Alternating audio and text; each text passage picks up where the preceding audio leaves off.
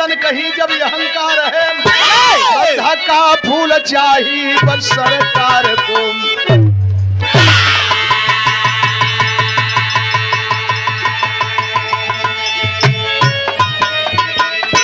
वंशी व्याधा जो शिव की करे अर्चना, भस्म की राख तन पर लगाता था।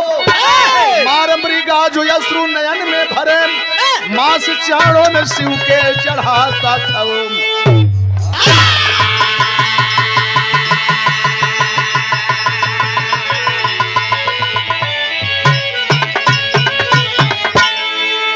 आज जैसे हमारा परिवार हम लोग एक मंदिर बना करके मंदिर की पूजा करके तो प्रवेश करने का संकल्प लिया गया।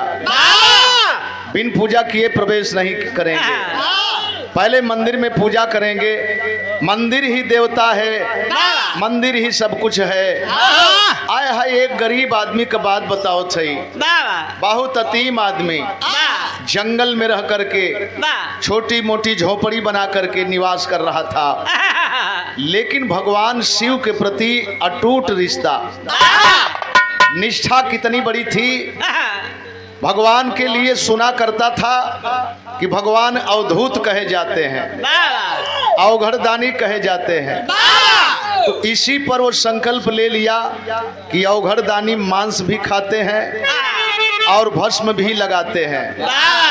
तो रोजाना का काम था, जाता था शमशान घाट से, भस्म की राख लाता था, मुर्दे की राख लाता था, जले हुए मुर्दे की चिते की राख लाता था, और जंगल से मार करके कोई जानवर लाता था तो छोटे छोटे टुकड़े में करके भगवान की मूर्ति के सामने रख देता था। राख पोतता था, मांस के टुकड़े रख करके चला जाता था। अब उसको सियार खा जा, कुत्ता खा जा, बिलार खा जा, लेकिन दोबारा आने के बाद जब नहीं देखता था तो उसे शांति मिल जाती थी। हमार भगवान हमार लगावल भोग पा गईलन, बहुत खुश होता था। ये निष्ठा देखें किस मुकाम पर उसे पहुंचाती है। एक लाइन संकेत और लाल,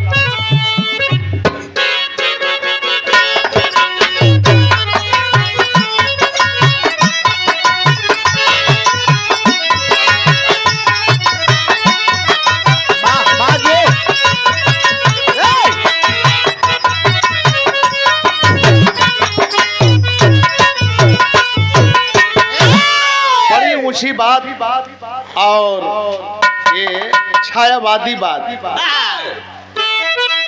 अरे पिया जिसको चाहे सुहागन वही है।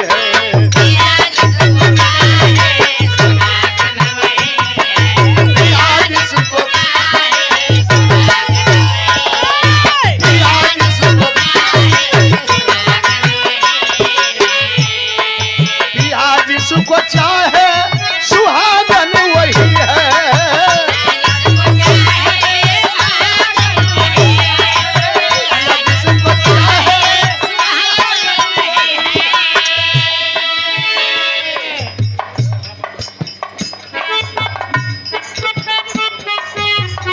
परम आदरणीय रिटायर इंजीनियर साहब आप माननीय बाबू कमला यादव, ये 200 रुपया पुरस्कार इंजीनियर साहब को बहुत बहुत प्रणाम करते हैं, सादर सम्मान करते हैं।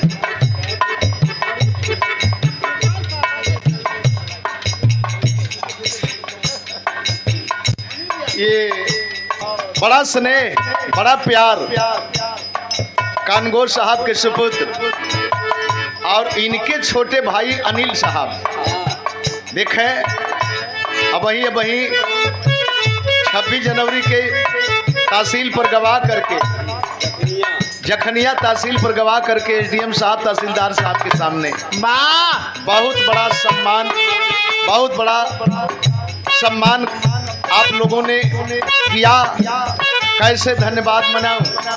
ये 500 रुपया पुरस्कार भैया की तरफ से बहुत बहुत प्रणाम।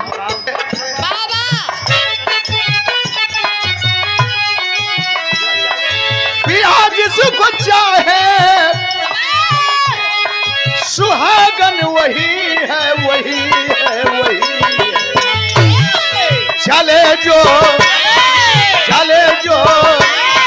चले जो बिरह में आवाज़ वही।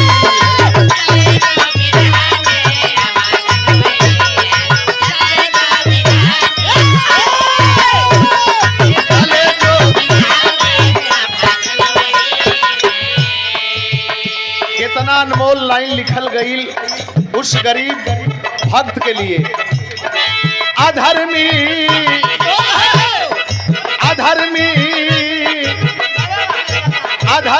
को धर्म सिखाता यही है।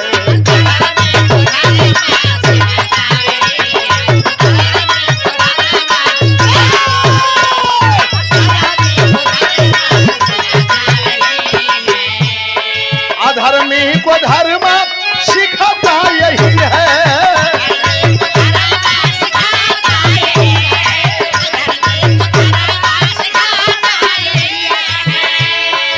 अधर्मी को धर्म सिखाता यही है, यही है। इशारे इशारे इशारे पच्चीस के दिए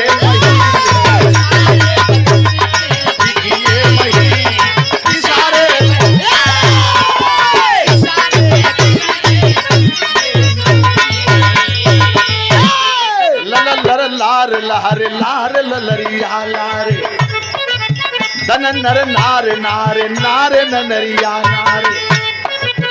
बंशी प्याधा एक 5 वर्ष का लालन था, बड़े ही प्यार से उसका वो करता पालन था। पति के साथ एक गर्भवती नारी थी, प्रसव पीड़ा से पड़ी खटिया पर बिचारी थी। अचानक नाग डसा बच्चे को हैया करके, बच्चा मर गया द्वारे पर छटपटा करके। राजेश भैया गईले ना, लेखपाल साहब गईले ना, जय हिम्मत और बड़ा स्नेह मिलल हो आपके जरिए। नंदलाल जिंदगी भर दुआरे गावत रही तब वो शायद ना पूरा हो पाए। बहुत सम्मान है, गार करेंगे। इतना ही नहीं, एक 5 वर्ष का बेटा है, पत्नी है, पति है और पत्नी गर्भवती है। जंगल में गया है आखेट के लिए, भगवान भोलेनाथ के लिए। लेकिन संजोग की बात देखें, जब वापस आता है पूजा करके मेरे दोस्त अपने झोपड़ी के करीब में आता है तो देखता क्या है, लड़के को एक नाग जंगल में खेल रहा था, उसे लिपेट लिया और भागते भागते आया, अपने माँ के सामने गिर पड़ा। माँ देख रही है, सर्प डंक मार रहा है, लड़का चिल्ला रहा है माँ बचाओ बचाओ बचाओ। लेकिन जिस समय बच्चा चिल्ला रहा है कि माँ बचाओ, माँ को असह वेदना प्रसव पीड़ा, ठीक उसी समय प्रसव पीड़ा का असह वेदना आय हाय चरपाई पर गिर पड़ी। इतना हिम्मत नहीं जुटा पाई कि बाहर निकल करके आवाज दूं कि मेरे बच्चे को सर्प से बचाइए। आए देखती है कि मेरे बच्चे को सर्प काटा, बच्चा ठंडा हो गया, बच्चा मर गया। और उसी समय मतारी के गोद से एक बच्ची पैदा होती है। एक नजर बच्ची पर पड़ी तो देखती क्या है कि बच्ची मरी पड़ी है, बेहोश हो गई मेरे दोस्त। एक तरफ बच्चा जमीन पर पड़ा है, चरपाई पर माँ और बेटी। गौर करेंगे, उसी समय बंसी बहेलिया, बंसी व्याधा आ गया। और जब इस पोजीशन को देखा तो पैर से जमीन खिसक गई। एक बात कहता है, कहता क्या है,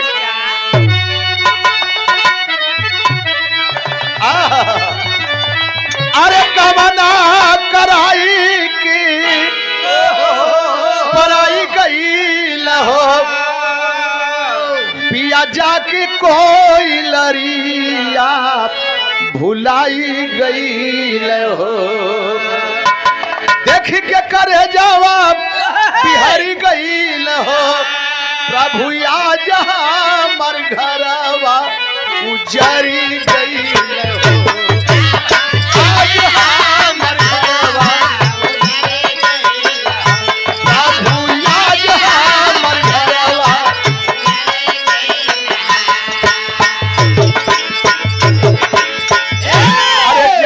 ललन रहल आखी कहे पुतरिया आ दूधवा पियवल जे के भरी भरी कटोरिया।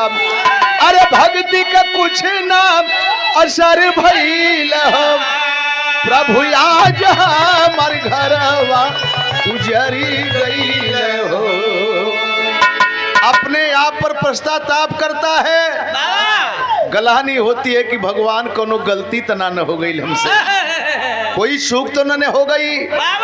20 वर्ष से आपकी तपस्या मैंने किया और कभी कुछ मांगा नहीं भगवान, ये निष्ठा देखें, कभी कुछ मांगा नहीं। लेकिन मैं क्या देख रहा हूँ प्रभु, मैं क्या देख रहा हूँ, बिलखा रहा है, पश्चाताप कर रहा है।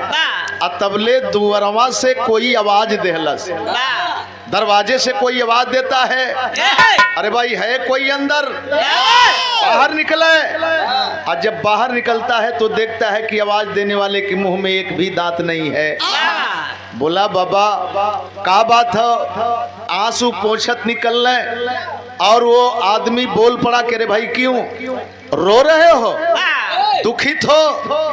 आपन लोग कहला कि विपत्त में जो व्यक्ति धैर्यवान होता है वो इंसान नहीं बल्कि भगवान होता है।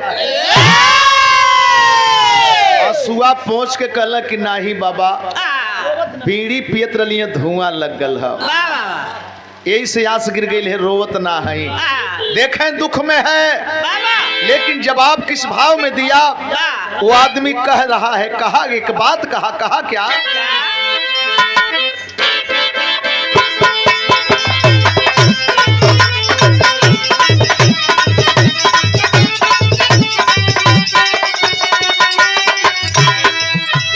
दीनवा सुदीनवा के भेदिया भुलाई जा, दीनवा सुदीनवा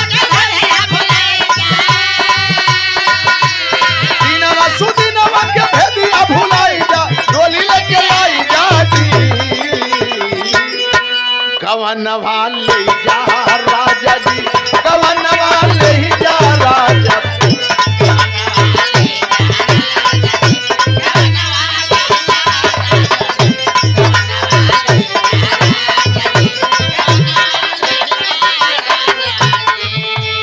मन चंगा तू कठौती में गंगा,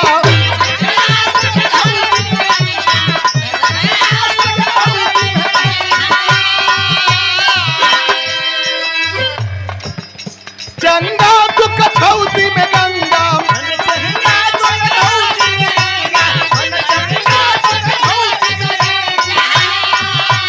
मन चंगा तू कठौती में गंगा, कटी है बाधा जी, भोजनवा देदा प्याधा जी, भोजनवा देदा प्याधा जी।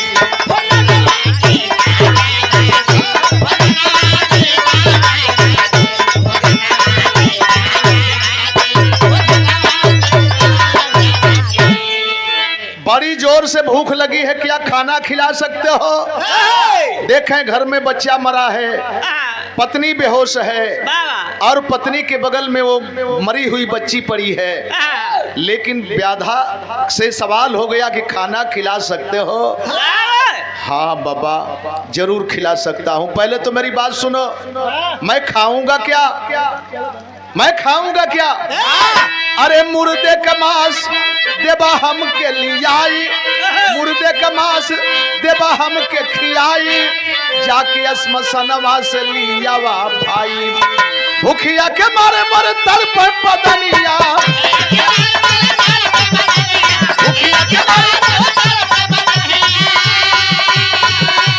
भूखिया के मारे मर तड़प बदनिया, खइबे जादा जी। बहुत जोर से भूख लगी है, बर्दाश्त नहीं हो रहा है। भगवान भोलेनाथ को मांस का भोग चढ़ाते हो ना, तो मेरी इच्छा बन गई कि कम से कम तुम्हारे यहाँ मिल जाएगा, लेकिन ताजा जो हाल का शरीर त्यागा हो उसकी मांस चाहिए। बहुत ए भैया हल्का अभी जो हाल का शरीर का परित्याग किया हो, एक बार अवाक हो गया, भगवान क्या करूं, और बुढ़ा ये कह करके बैठ गया।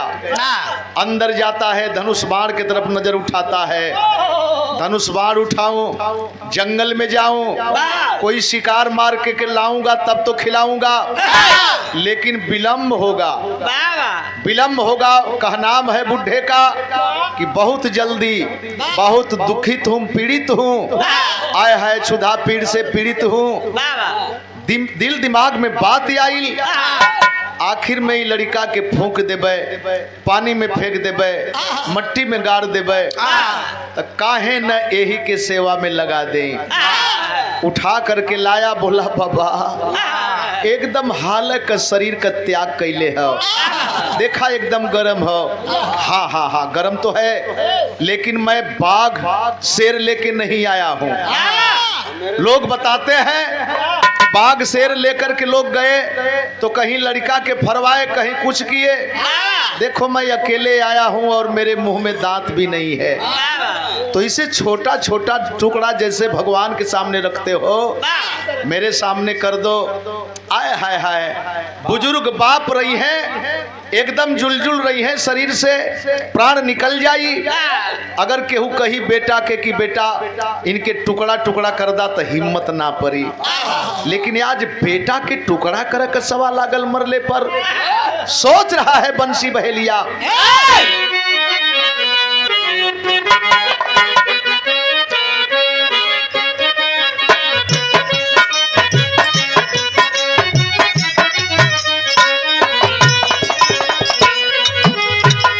सिकिया मोबिनी बिनी गढ़िया बनवली प्यारे, गढ़िया बनवली मुसभाला कनिया कैली छाप। माटी का गीत है, जवने लालन के कबहू दुभिया से छुअली ना, दुभिया से छुअली ना, कैसे काटी गड़साऊ ठायजी। बोटी बोटी काट आवा घड़वा के देत बानन, बुढ़वा के देत बानन, खाने लागा बुढ़ा मन लाया। अरे बेटवा का मसीहा तम होई गईली हो,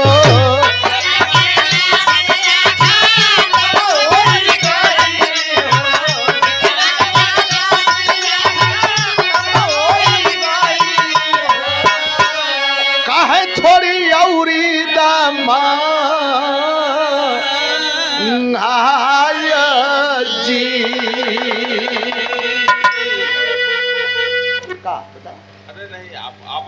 टुकड़ा टुकड़ा करके सामने रखता गया। Archana tent house, light house, मणपा नेवादा, देवकली, गाजीपुर, और ये बाजा की व्यवस्था तो हम मंगा ले। चले ठीक है, बहुत बढ़िया, कोनो बात ना। 100 रुपया पुरस्कार, सादर सम्मान करते हैं, स्वागत करते हैं। अंतिम पैर का पंजा, पैर का पंजा लेके निचोड़ रहा है और नीचे मौर किया है ओम नमः शिवाय, ओम नमः शिवाय। भगवान तुम्हारी पग पग पर मदद करेंगे। थोड़ी सा, अगर थोड़ी सा और हो तो ला दे। मेहमान के खियावल जला होला कि भैया तनी से और लेला, कहिए कि नहीं नहीं तिहो के थोड़ी कर लेला, तो मेहमान के कहे बोला कि अच्छा तो विचार तो थोड़ी सा, आप तो थोड़ी सा का सवाल आगल। अंदर जाता है, सोच रहा है कि बेटी भी मरी है और इससे तो पूर्ति हो जाएगी। उठा करके लाया, जब सामने रखता है तो बोला कि रे भाई इसको भी उसी तरह से काट दो। बिरहा में कवि जी भाव लिखलन,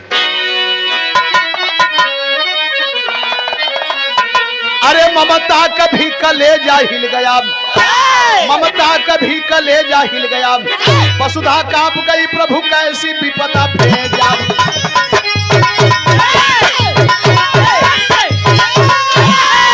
बोला बुढ़ा बोटी बोटी रोटी इसको भी दीजिए अलगाए। अरे खूब कराया भोजन हमको रक्षा करेंगे नमः शिवाय। हाके व्याधा जवही चल भय तबले नारी होश में गईली आए। आय हाय हाय हाय हाय बेटी के बोटी बोटी काट के सामने कैले दुखित आत्मा हो, लेकिन अंतिम पैर का पंजा लेकर के निचोड़ते जा रहा है। ओम नमः शिवाय।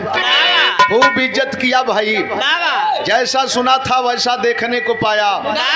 आज जब वही 2-4 कदम दरवाजे से आगे बढ़ले तबले औरतिया जो बेहोश थी होश में आ गई। आज जब होश में आ गई कुछ हड्डी गुड्डी को देखी, चारपाई पर बच्ची को नहीं देखी, जमीन पर बेटे को नहीं देखी। निकल करके सामने आती है कलश की का हो ई का देखत है, का देखत है। लेकिन एगो बात कलश से संकेत लगले जैन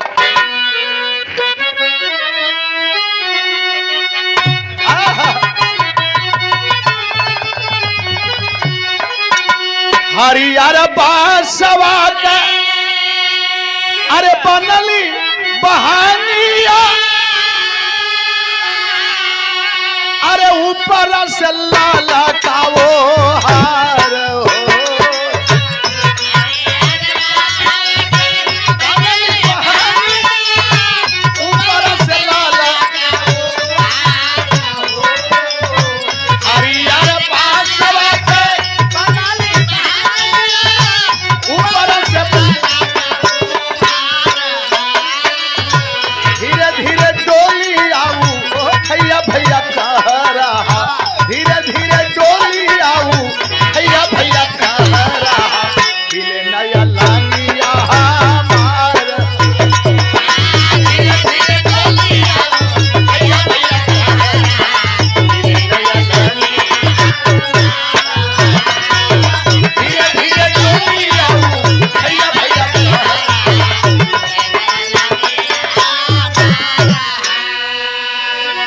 सीरीज में एकर शुरुआत कैली हर कलाकार अपनौले। केहू के गीत केहू के नीक लगेले तो केहू आजाद हो, निर्गुणी भाव देहल गयल। लेकिन हेजैन का भयल दुल्हन अपने पति के सामने एक बात कहती है कैसे करे जवाब अरे बजर कैला साजना अरे बोटी बोटी लाल या गाय हो।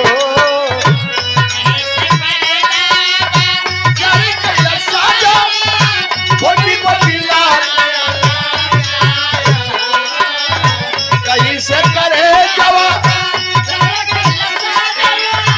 बोटी बोटी लाल अरे हड्डिया पटोर दे दा गज भर कफनिया गंगा में देवा बहावा। हम समझ गईली, हम समझ गईली। अब देरी का कैले हुआ घरवा में थोड़ी से कपड़ा लियावा अंतिम क्रिया वही के सौपट समझ के लिपेट के ले जाके अंतिम क्रिया कैदा। लेकिन एक बात और कहती है कि कहावा छिपावला हमारे अरे गोदी का छोकरिया एक बार देखा ना देखा अरे नवही महीना जेके नवही महीना जेके पेटवा में ढोवली देख ले ई छाती आजुड़ाय।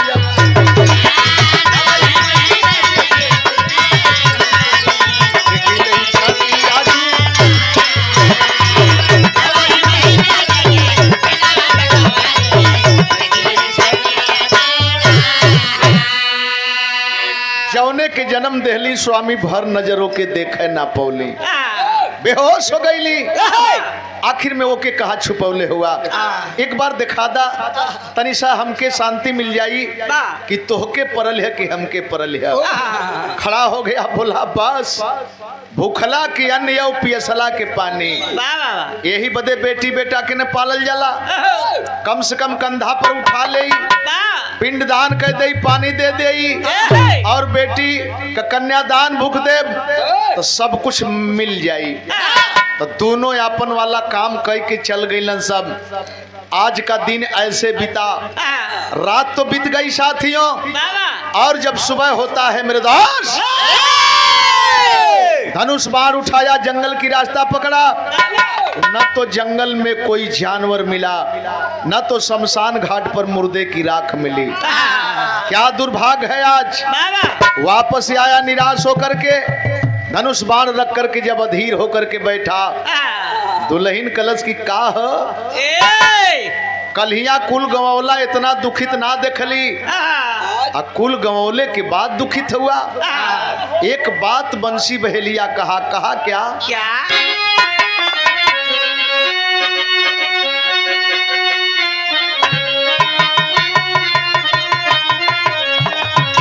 अरे कैसे होई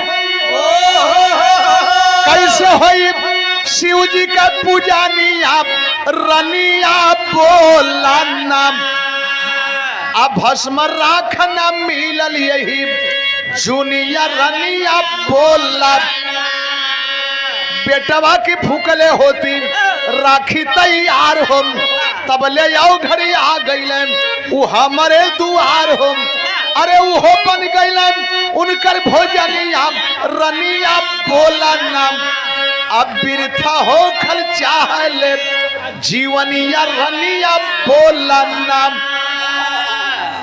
हमरे ना समझ में आवत था कि 20 बरस से कैली हम इनकर सेवकाई हम, तनिक भर में याद तपस्याम माटी हो खल चाही हम, अरे झर झर बरसम लायखिया से पनिया रनिया बोला नाम, आ सुन के पतिया कहन लगी दिल जनिया रनिया बोला नाम।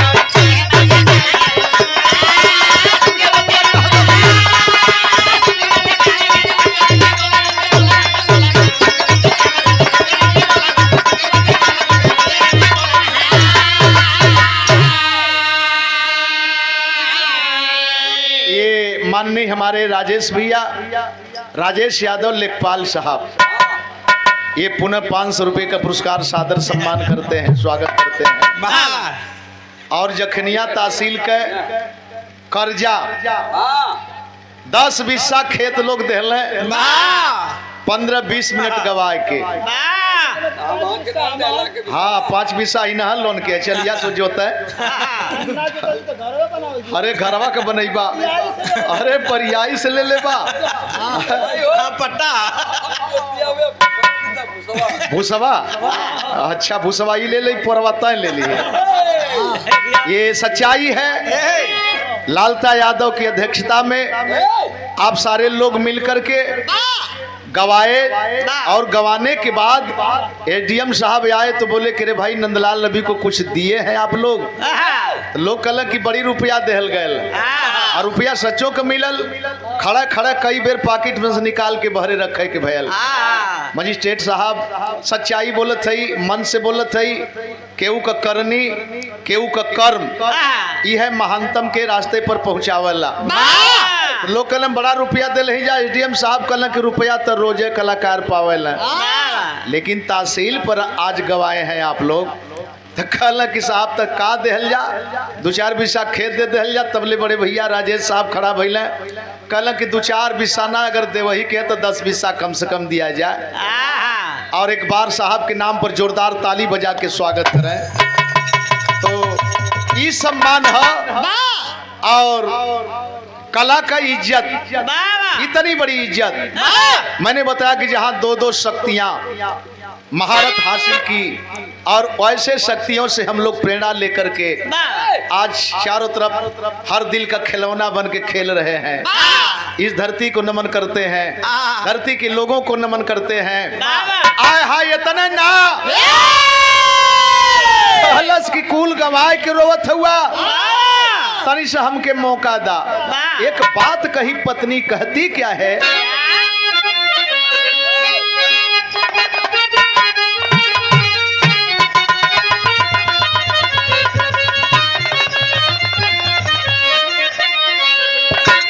हरे राम नाम कहे, राम नाम जपल आसान होला साजन,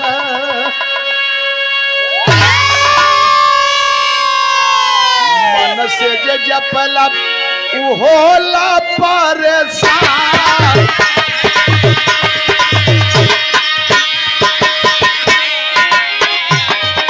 कहले गुजरिया स्वामी तेरी न लगावा लकड़ी पटोरा हम कैले नहान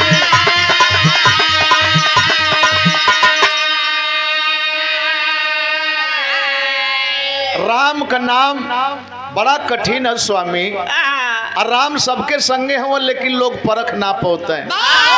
राम दूसरे राम के चक्कर में पड़ के ओहू राम के भुला जाला और सब कुछ गवा देलन। बहुत कठिन है ये शब्द।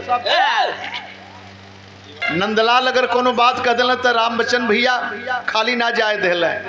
तो जब ये परिवार खाली नहीं जाने दिया तो नंदलाल कैसे पीछे रहेगा। बहुत बहुत सादर सम्मान करते हैं दीवान जी की तरफ से 200 रुपया पुरस्कार। कलश की पहले लकड़ी बटोरा हम अब सामान देते तो के लकड़ी बटोर के चिट्टा लगा दिया। गईल स्नान कई के कपड़ा बदल के दूसर कपड़ा पहन के आके बैठ गईल और बैठ के ललकारती है स्वामी देरी मत करा। अरे कहले गुजरिया स्वामी देरी न लगावा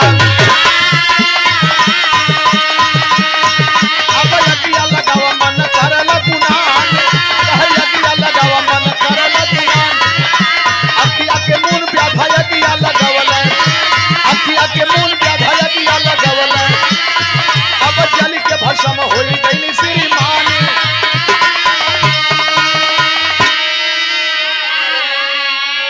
सब कुछ यही जन है कर्म आदमी की अंधा बना देला।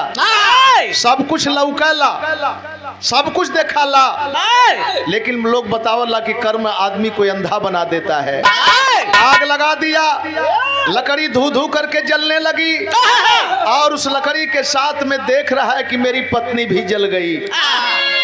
और जब अग्नि शांत होती है तो राखी उठाया मूर्ति के सामने गया निष्ठा देखें बोला प्रभु अब तक तो जब पूजा करता था तो पत्नी गीत गाती थी नमः शिवा कहती थी बेटा मेरा डमरू बजाता था। आज पारा पारी हम कुल कमवा कर लेबे लेकिन काल के लिए कुछ मांगत है भगवान कुछ मांगत है। अरे तकाल है अपन देहिया जराइब नटनागर रखिया उठा के स्वयं को दिया भगवान।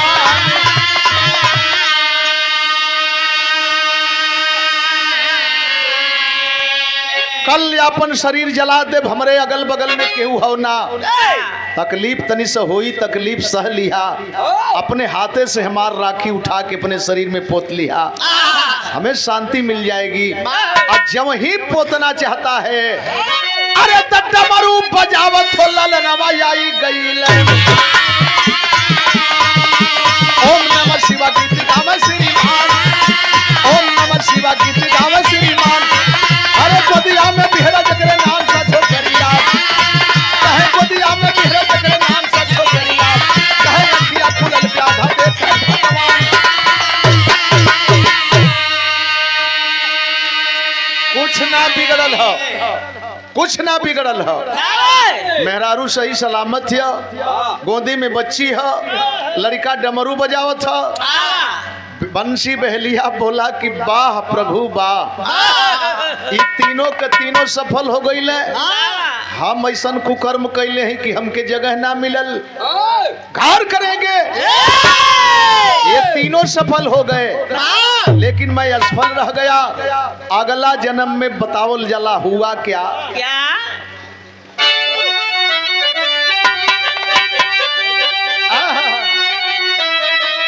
जन्म फिर व्याध गईल पाई हो द्वापर जुगवा में कहे द्वापर जुगवा में एकलव्य बन भाई हो द्वापर जुगवा में।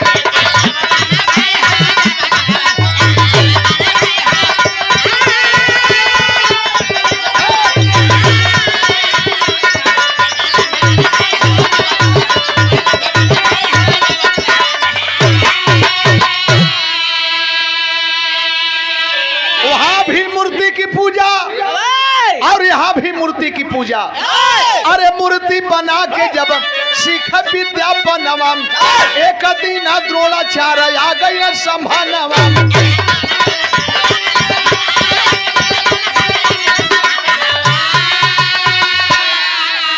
अरे दक्षिणा में दहिना अंगूठा लहला कटवाई हो द्वापर जुगवा में। लोग बताते हैं कि यहाँ भी मूर्ति की पूजा किया, वहाँ भी मूर्ति की पूजा। जब फटकार दिए कि मैं ऐसे लोगों को शिक्षा नहीं देता हूँ, आय हाय मैं दलित आदिवासी बैकवर्ड ऐसे समाज को मैं शिक्षा नहीं देता हूँ, शिक्षा मैं केवल क्षत्रियों को देता हूँ। तो लाचार है, दिल दिमाग में निष्ठा बन गई कि पूजा करब तक करब, गुरु मान ले हैं तो मान ले हैं। मूर्ति बना के पूजा करके सफल हो गया, बाण चला रहा था, अभ्यास कर रहा था। और माननीय हमारे मजिस्ट्रेट साहब देखे नाम भुलाई है जेके देखत राजदेव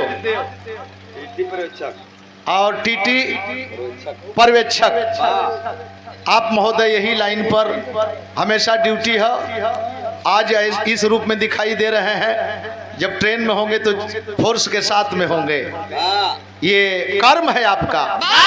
और खुशी इस बात की हुई कि कैसे बच्चन भैया का नाम जान गए, कहले करे फलाने के यहाँ आज प्रोग्राम है, सोनभद्र से आवत है, बिचवे रास्ते में तले फोन है आपका गैल। हम कहनी हाँ भैया के प्रोग्राम है, कै बजे पहुँचबा? हम कहनी कि हम तो दिनवे के पहुँचल चाहते ही। बहुत बहुत प्रणाम करते ही, सादर सम्मान करते ही, लेकिन बात वही कह आय है बाण मार चला रहा था। काला कलूट शरीर देख करके पांडवों के साथ में एक कुत्ता था, और कुत्ता जब बोलने लगा तो आवाज बंद बाण मारा था। केहू शब्द वेदी बाण मरलस, लेकिन ये आवाज बंद बाण मारा, खरोज तक नहीं आई, आवाज बंद हो गई। द्रोणाचार्य जब देखे तो बोले कि रे जिस अर्जुन को मैं अर्जुन बनाना चाहता था और कोई उससे पहले ही अर्जुन बन गया। नजदीक में गए, हालात को देखे, बोले बेटा किसने विद्या सिखाया? मड़ई में मूर्ति ढकले रहलन, खल की होई मड़ैया में हुए। कलन दिखाओ, जब मूर्ति के सामने से पर्दा हटाया, अपने रूप रंग को देखे, अवाक हो गए, बोले बेटा विद्या सीख लिया लेकिन दक्षिणा नहीं दिया, यही जन कमी हो गई, शिक्षा की कमी हो गई। कम तो है भैया, हम जानत है आप महान हुआ, आप हमके बड़ मानल, हम इनके बड़ माने। लेखपाल साहब आप हमको बड़ मानते हैं, हम इनको बड़ मानते हैं। अब पता नहीं मैं इनके बड़ हूँ तो माइये बाबू जनी है, तो आप महान हैं, बड़े उदार विचार के हैं। ये 200 रुपया पुरस्कार, लेकिन पैसवा सच्चों का कम है। हाँ पैसवा कम है, पैसवा हम देखते हैं कि हर तरह से 200 आवत है। ये दरबार में तो कम से कम 1000, 2100, 5000, 500 ऐसे आवे के चाहिए। कौनो नंदलाल सट्टा कह के आल हो कि 20,000 25,000 ले तो चलब। यो बता देते हैं भैया कि नंदलाल भाई तो निभाने आया है, सट्टा कह के थोड़ो आल हो कि इतना लेब तब चलब। और वो परिवार में फुटकर आवत है, यह गला नहीं होते कि का है फुटकर आवत बहुत प्रेम है, कुल पैसा है, कुल कमाई है। आय है शिक्षा की कमी थी, अगर जरा से भी शिक्षा रही होती तो इतना जरूर कहता कि ये गुरुजी जहिया ही बोली है मांगी है वही दिन दे देवे, लेकिन गरीब के छाती में दिलवे तो हो। कल क्यों ना मांगत हो तो ही मांगला, अंगूठा कटवा ले, अंगूठा कटवा ले, इसीलिए चेला विमुख अंगूठा बांध करके दोनों अंगुली से बाण चलाता था। एकलव्य का चेला विमुख नाम का बेटा दोनों अंगुली से बाण चलाता था। वहां लोग देखे, बोले बेटा 2 अंगुली से बाण चलाते हो। कल हमारे गुरु के साथ छल हो गए, तो हमरो अंगूठवा कटवा लिए से बढ़िया है कि अंगूठवा का प्रयोग न करब। देखें तो शिक्षा जरूरी है, हर मोड़ पर शिक्षा जरूरी है। आय है यही से बताओ जाला कि शिक्षा न खेती किसानी में उपजे, शिक्षा बगानों में फलती नहीं है, शिक्षा का कोई न पर्वत नदी है, शिक्षा जमीन से निकलती नहीं है, शिक्षा है सबकी जो निष्ठा से चाहे, शिक्षा किसी की पपौती नहीं है। शिक्षा ना होते परिवार में कोतवाल साहब, एसआई साहब, दीवान साहब, बताइए ये परिवार में ये शिक्षा की देन है। और शिक्षा के देने वाले उस मसीहा को हम लोग याद तक नहीं करते, भूल जाते हैं। बाबा साहब डॉक्टर भीमराव अम्बेडकर नहीं आए होते तो हमारे अंदर शिक्षा न होती, और न जब शिक्षा नहीं होती तो न हम कोतवाल बन पाते, न एसआई बन पाते, न डीएम कलेक्टर बन पाते, न लेखपाल बन पाते, न नंदलाल रवि जैसा कलाकार बन पाते। उस मसीहा को नमन करते हैं, पुनः आप सबका सादर सम्मान करते हैं। ये है निष्ठा और ये है भक्ति। गुरु बिहारी गुरु गणेश का खत्म हुआ दस्तान, विमल चंद्रिका कभी केशव बच्चन से प्रेम, ममता कभी कलेजा हिल गया, बचवा नंदलाल केशव को प्रभु का भेजा।